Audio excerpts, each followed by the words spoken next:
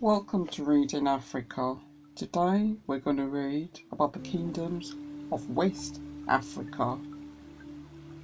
The first kingdoms in West Africa were the Sahalian Kingdoms, which were a series of kingdoms or empires that were centered on the Sahel, the area of grassland south of the Sahara. The wealth of the states came from controlling the trade routes across the desert. Their power came from having large pack animals like camels and horses that were fast enough to keep a large empire under central control and were also useful in battle. All these empires were also quite decentralized, with member cities having a great deal of autonomy. The first Sahelian kingdom was the Ghana Empire. The Ghana Empire may have been an established kingdom as early as the 7th century CE, founded among the Songhai and Mande people who lived at the crossroads of this new trade around the city of Kumbi Saleh. Ghana was first mentioned by Arab geographer Alfaraz in the late 8th century. After 800 BC, the empire expanded rapidly, coming to dominate the entire Western Sahara. At its height, the empire could field an army of 200,000 soldiers. Ghana was inhabited by urban dwellers and rural farmers. The urban dwellers were the administrators of the empire, who were Muslims, and the Ghana, who was the king, practiced traditional religion. Two towns existed, one where the Muslim administrators and Berber Arabs lived, which was connected by a stone-paved road to the king's residence. The rural dwellers lived in villages, which joined together into broader polities that pledged loyalty to the Ghana. The Ghana, or king, was viewed as divine and his physical well-being reflected on the whole society. Ghana converted to Islam around 1050 after conquering Adogast. The Ghana Empire grew wealthy by taxing the trans-Saharan trade that linked Tadri and Salmas to Adogast. Ghana controlled access to the goldfields of Bambouk, southeast of Kombi Sela. A percentage of salt and gold going through its territory was taken. The empire was not involved in production. In the 10th century, however, Islam was steadily growing in the region, and due to various influences, including internal dynastic struggles coupled with competing foreign interests, by the 11th century, Ghana was in decline. It was once thought that the sacking of Kombe Salah by Berbers under the Almoravid dynasty in 1076 was the cause. Another possible reason for the decline of the Ghana Empire was the transfer of the gold trade east to the Niger River and the Tagaza Trail, and Ghana's consequent economic decline. Another reason cited in political instability through rivalry among the different hereditary polities. The empire came to an end in 1230 BC when Tokur in northern Senegal took over the capital. The first successor to the Ghana Empire was that of Soso, a Tokur people who built their empire on the ruins of the old Ghana Empire. Despite initial successes, however, the Soso king Somaro Kante was defeated by the Mandika prince Sundiake Keita at the Battle of Kirina in 1240, toppling the Soso and guaranteeing the supremacy of Sundiata's new Mali Empire. The Mali Empire began in the 13th century CE, eventually creating a centralized state including most of West Africa. It originated when a Mande leader, Sundiata of the Keita clan, defeated Somaro Kante, king of the Soso of southern Soninke, at the Battle of Kirina in 1235. Sundiata continued his conquest from the fertile forests and Niger Valley. east to the Niger Band, north into Sahara and west to the Atlantic Ocean, absorbing the remains of the Ghana Empire. Sundiata took on the title of Mansa. He established the capital of his empire at Niamey. Although the salt and gold trade continued to be important to the Mali Empire, agriculture and pastoralism was also critical.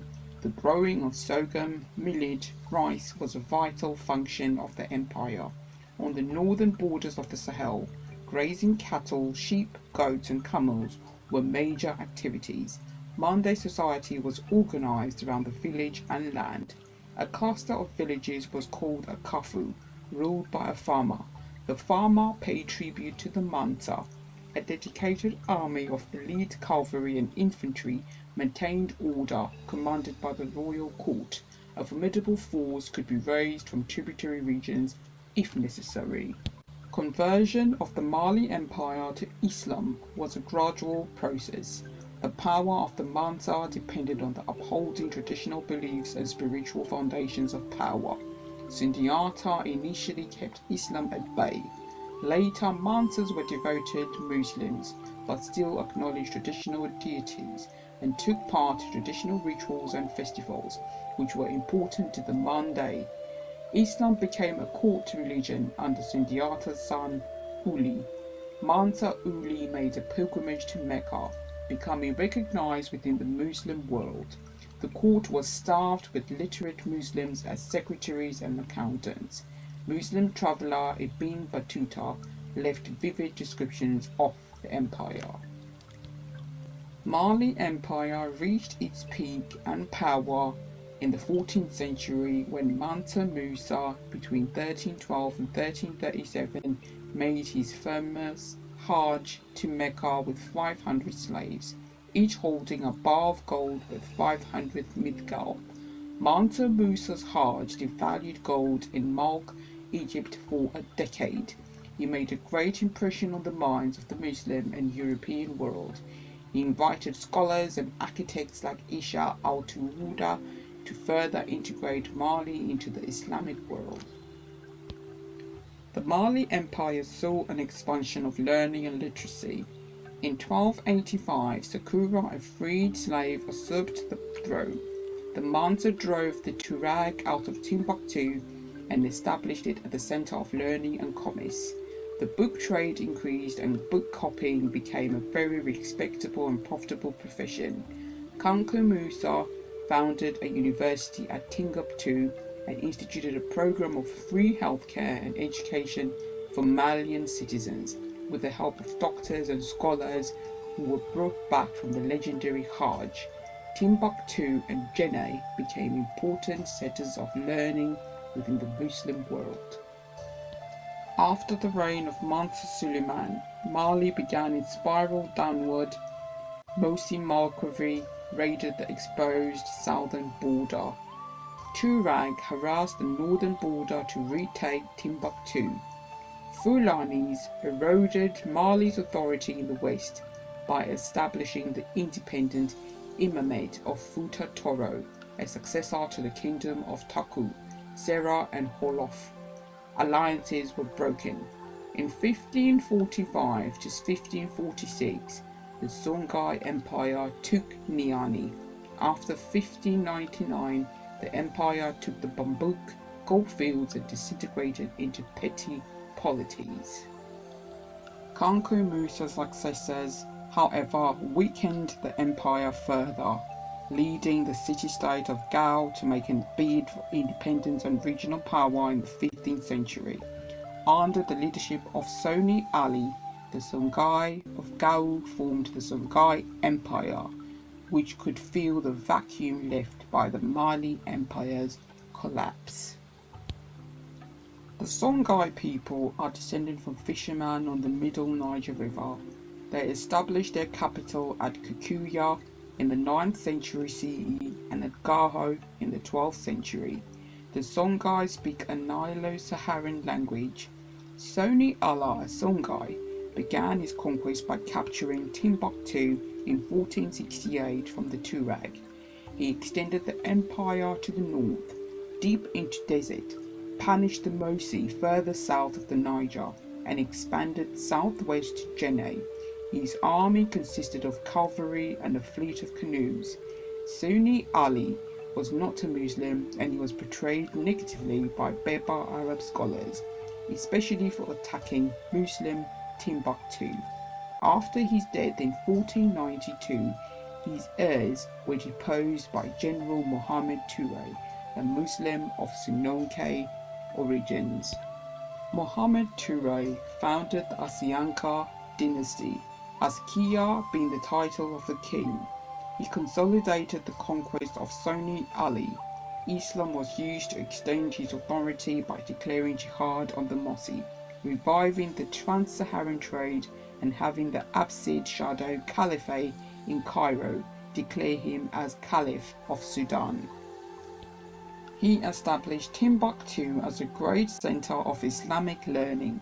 Mohammed Touré expanded the empire by pushing Tuareg north, capturing Ain in the east and capturing salt-producing Tangaza. He brought the Hausa states into the Songhai trading network. He further centralized the administration of the empire by seeking administrators from loyal servants and families and assigning them to conquered territories. They were responsible for raising local militias. Centralization made Songhai very stable, even during dynastic disputes. Leo Africanus left a vivid description of the empire under Askia Muhammad. Askia Muhammad was deposed by his son in 1528.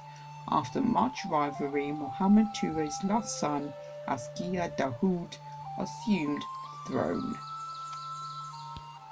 In 1591, Morocco invaded the Songhai Empire under Ahmed al-Mansur of the Zahid dynasty to secure the gold fields of the Sahel. At the Battle of Todibi, the Songhai army was defeated. The Moroccans captured Jenne, Gao, Timbuktu, but they were unable to secure the whole region. Askia Nunu and the Songhai army regrouped at Dende in the heart of Songhai territory, where spirited guerrilla resistance sapped the resources of the Moroccans, who were dependent upon the constant resupply from Morocco. Songhai split into several states during the 17th century. The Moroccan Empire found its venture very profitable. The gold trade had been diverted to Europeans in the coast. Most of the trans-Saharan trade was now diverted east to Bonu. Expensive equipment purchased with gold had to be sent across the Sahara, an unsustainable scenario. The Moroccans, who remained married to the population and were referred to as Ama or Ruma, began to see the venture as unprofitable after a while.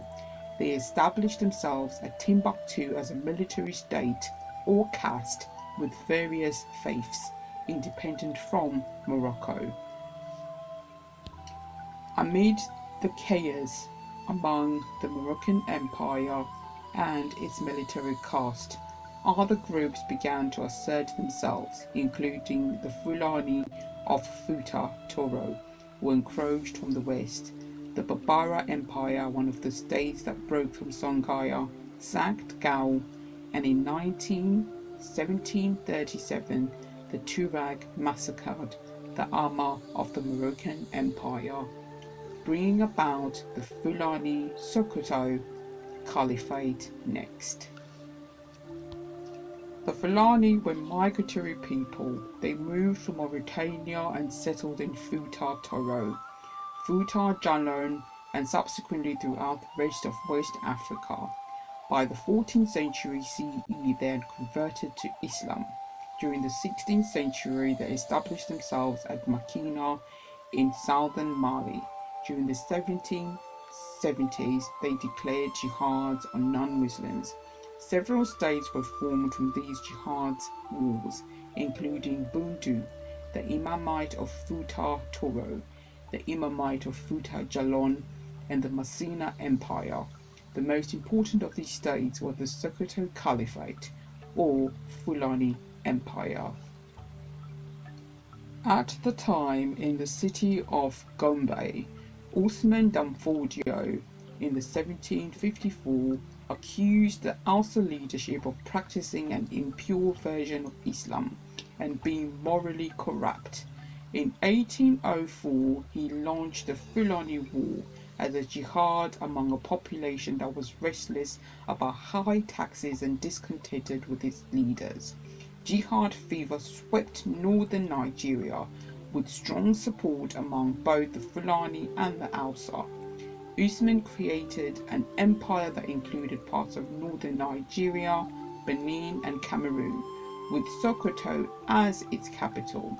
He retired to teach and write and handed the empire to his son Muhammad Bello. The Sokoto Caliphate lasted until 1903, when the British conquered northern Nigeria. This is the end of the reading of the Sahelian Kingdoms of the West Africa. Please look forward to the next part, which will talk and read about the forest empires and states of West Africa. Thank you for listening to Reading Africa.